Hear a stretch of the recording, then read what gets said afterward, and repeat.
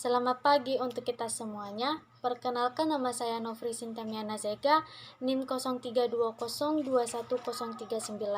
Di video saya kali ini, saya akan bahas mengenai tentang sistem persyarafan.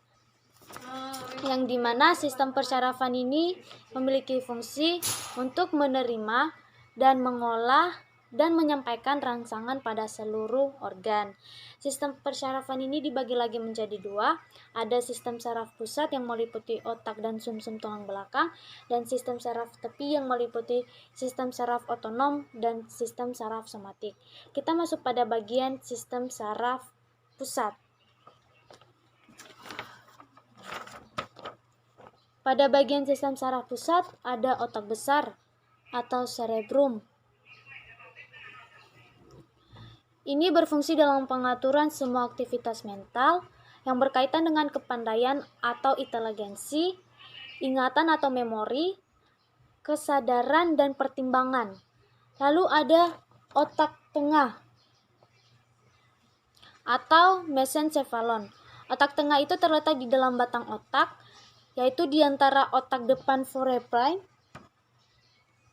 dan otak belakang atau hindbrain. Otak tengah itu bagian otak terkecil dari otak yang berfungsi sebagai stasiun relay untuk informasi pendengaran, sistem visual, dan gerakan mata.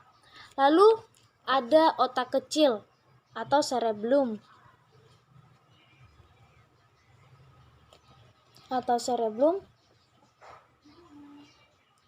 Otak kecil ini berfungsi dalam koordinasi gerakan otot yang terjadi secara sadar, keseimbangan, dan posisi tubuh. Lalu ada sumsum tulang atau medula oblongata. Sumsum tulang atau oblongata ini berfungsi dalam mengantarkan impuls yang datang dari medula spinalis menuju ke otak. Lalu sumsum tulang atau medula oblongata ini juga mengatur gerak refleks yang lain seperti bersin, batuk, dan berkedip. Lalu ada jembatan Farol atau pons Farolli. Jembatan ini bertanggung jawab untuk mengatur ritme pernapasan, gerakan bola mata, ekspresi wajah, kandung kemih, bahkan pola hidung.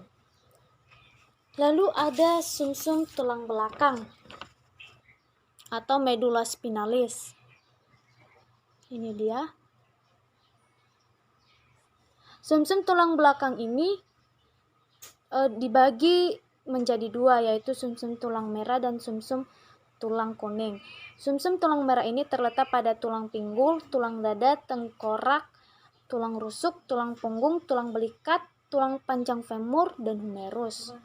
Lalu sedangkan sumsum tulang kuning ini terdapat pada tengah tulang panjang. Sumsum tulang merah ini merupakan sumber elektrosit baru yang berfungsi dalam pertanggungjawaban untuk memproduksi sel darah merah putih, sel darah merah, dan trombosit. Sedangkan fungsi dari sumsum tulang kuning ini merupakan sumber pembuatan sel-sel darah putih atau leukosit. Lalu ada sistem saraf tepi. Dibagi lagi menjadi dua, ada sistem saraf aferen atau sistem saraf sensorik dan sistem saraf eferen atau sistem saraf motorik. Sistem saraf tepi dibentuk oleh dua tipe, yaitu sel saraf somatik dan sel saraf otonom. Kedua sel ini dibentuk oleh sistem saraf sensorik dan motorik. Lalu ada sistem saraf-saraf somatik, yaitu sistem sadar saraf somatik ini membawa impuls pesan dari organ reseptor tubuh menuju sistem saraf pusat. Lalu ada sistem saraf kranial.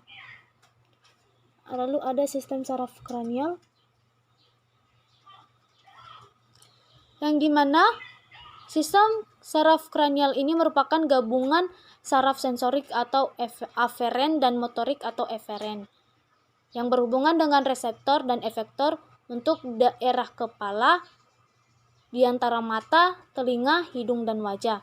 Lalu ada saraf spinal,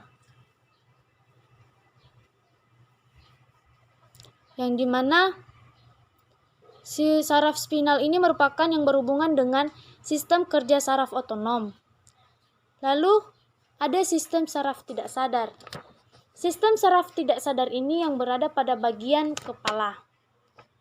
Contohnya saja pada bagian kepala itu mengendalikan gerakan organ dalam atau virekal tubuh secara otomatis dan tidak di bawah kehendak saraf pusat disebut dengan saraf otonom. Saraf otonom ini dibangun oleh sistem saraf parasimpatetik dan saraf simpatetik. Saraf simpatetik ini yaitu merupakan saraf yang berpangkal pada sumsum tulang belakang atau medula spinalis di daerah dada dan pinggang yang berfungsi untuk memacu atau mempercepat kerja organ-organ tubuh. Lalu ada saraf parasimpatetik. Saraf parasimpatetik ini adalah saraf yang berpangkal pada sumsum tulang lanjutan. Pada sumsum tulang lanjutan atau medula oblongata dan dari sekrum yang merupakan saraf meganglion dan postganglion. Fungsinya untuk memperlambat atau menurunkan kerja organ-organ tubuh. Saraf karnial ini terdapat lagi beberapa jenis, yaitu ada saraf olfaktori yang berfungsi dalam penciuman, saraf optik yang berfungsi dalam penglihatan, saraf okulomotor yang berfungsi dalam pergerakan otot bola mata dan kelopak mata. Lalu ada saraf troklear yang berfungsi dalam pergerakan otot bola mata. Dan ada saraf trigeminal yang berfungsi dalam sensorik, sensasi di wajah dan mulut, sedangkan motoriknya mengunyah. Lalu ada saraf abducena yang berfungsi dalam pergerakan bola mata. Lalu ada saraf fasial yang berfungsi sebagai pergerakan di wajah dan kelenjar pencernaan. Lalu ada juga saraf auditori yang berfungsi dalam pendengaran dan keseimbangan tubuh. Lalu ada juga saraf vagus yang berfungsi untuk mengontrol otot dan kelenjar di organ-organ dalam.